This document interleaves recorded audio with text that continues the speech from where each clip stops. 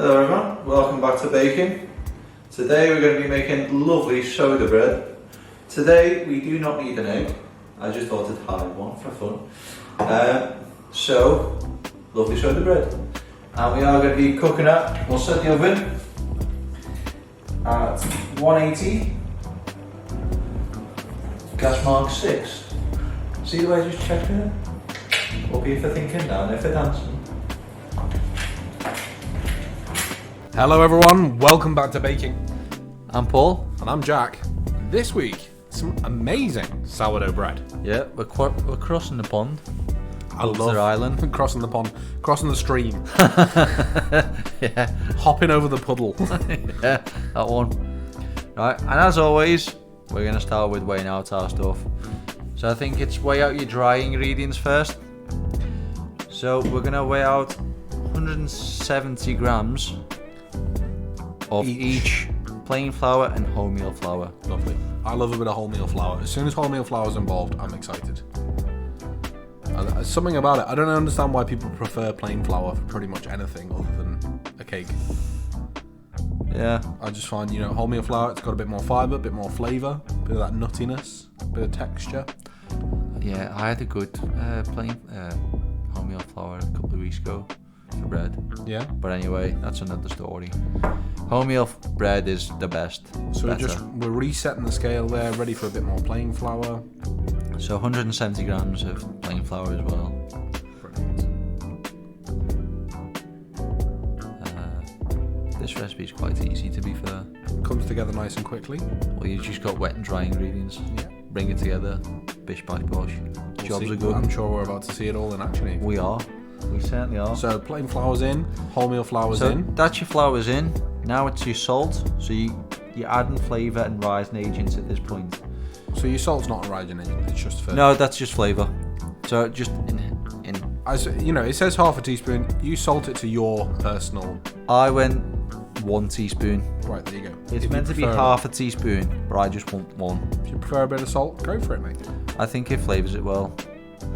And then I think I went 1 of this as well. So your bicarb is really key. You cannot make this without the bicarb. Yeah, it's not going to rise. You need it for the rise. Yeah. So we went for a double helping there of the bicarb. I went to half heaped teaspoons, so it was like 1.5 teaspoons. There you go. Just to give it the extra air and extra rise. And then it's half a teaspoon of brown sugar. Now, I asked you on the day, but I did my research afterwards. Brown sugar, although commonly used, is not traditional. So you don't have to do this if you don't want to. It's not traditional. It just adds a little bit of sweetness to it. Yeah, absolutely. I mean, I'm all for it. I'm just... So this is your flavour side. I guess I'm saying that so that if you sweet. didn't have brown sugar around, yeah, you could make do without it. Yeah, you could absolutely do without it. And are you ready to put some buttermilk in a jug for absolutely no reason?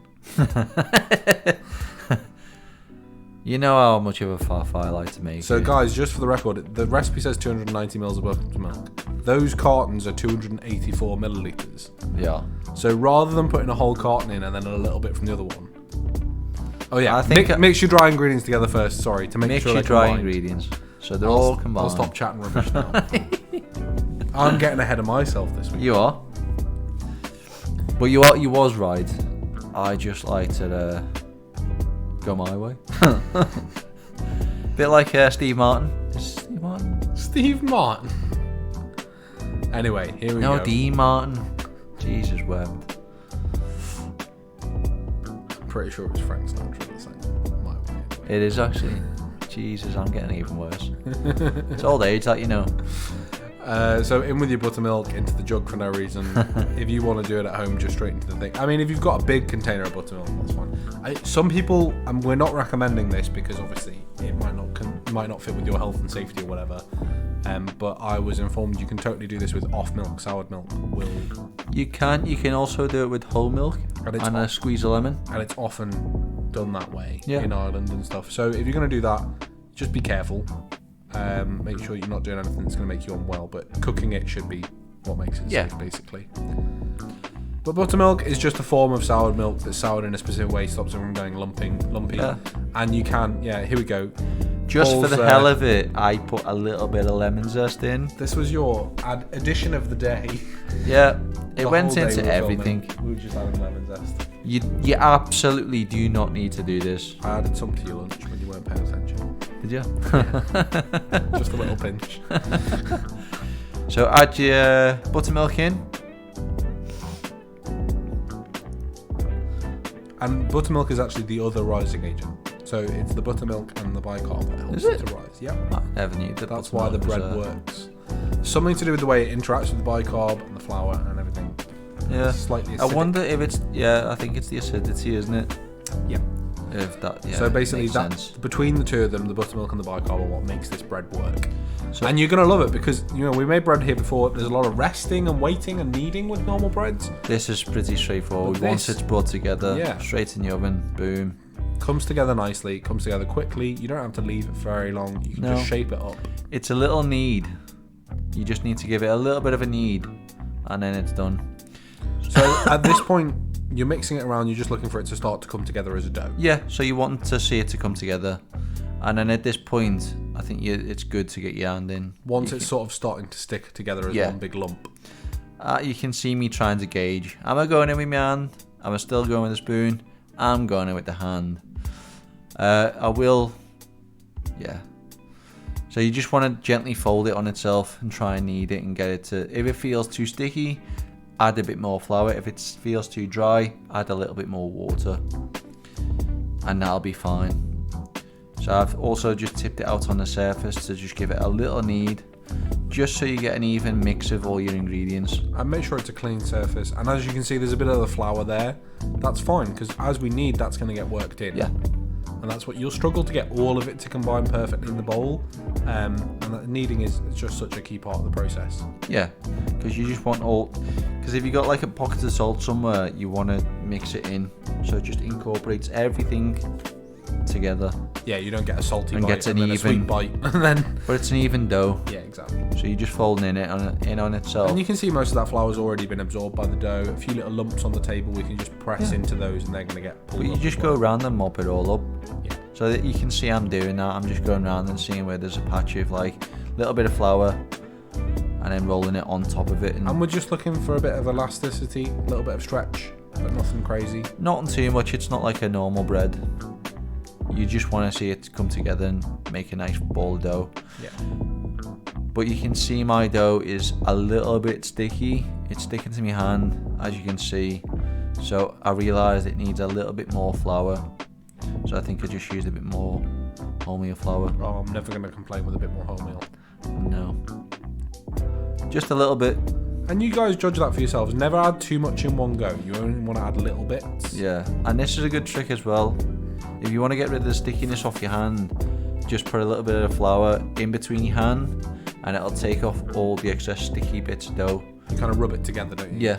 And that it makes its own little mini ball of dough, basically, that's going to help it come off. And then your hand. falls off.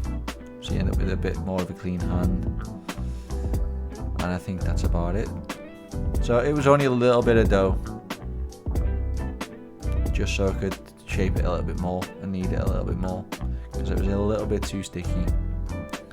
And that automatically just changed it, so it went a little bit more dry and easier to work with.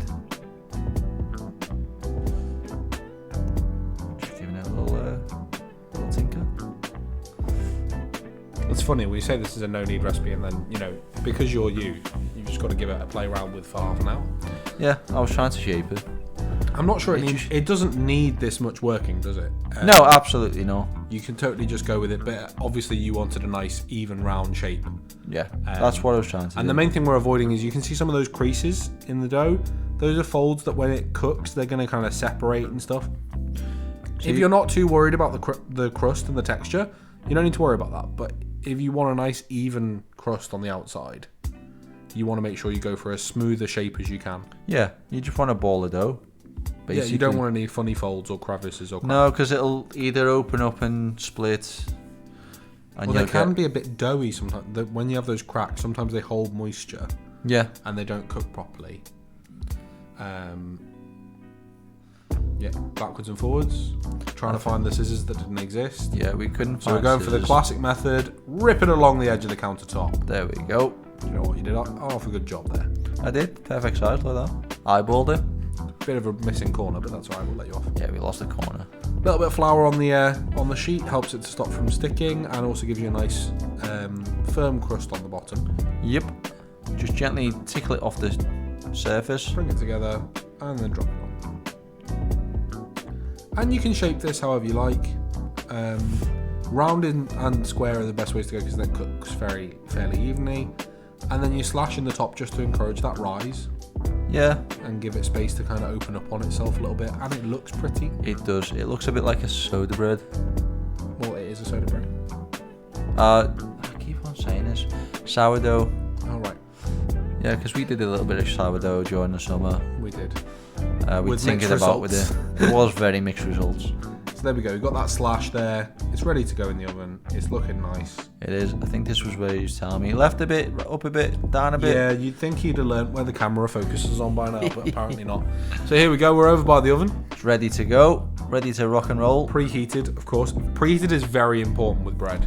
Very pre. Like, don't be opening and closing that oven loads. Nope. Preheat it, close it, and then only open it when you're ready to put the bread in. Yes. And there You you want go. it to be very hot. That craggly texture. Look at it. It's puffed up lovely.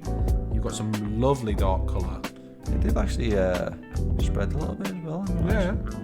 Didn't realise it. So only when you kind of see it side by side like that. Especially on this left hand side, it's really opened up. So then what you do is you tip it over and you give it a little bit of a flick or a tap. And Yeah, you just flick it with your finger. you're listening for a hollow noise. Yeah, that means it's done. Not a sort of solid thudding noise. That means it might be a bit damp in the middle still. Yeah. And oh my goodness, look at this. I mean, we sliced this when it was still a bit warm and the butter melted in a little bit. Oh, but I didn't even mind. But my god, this was nice. Nice tight crumb, nice and soft, slightly chewy in the best way possible. With a little bit of back note of lemon, which was tiny nice. back note, and just that really nutty, earthy flavour. Oh my goodness. Nutty lemon. Oh, fantastic. It was very good. Very good. Yeah, anyway, if you give that a go, send us some pictures, let us know how you get on, and we'll catch up with you next time. Thank you very much. Bye-bye.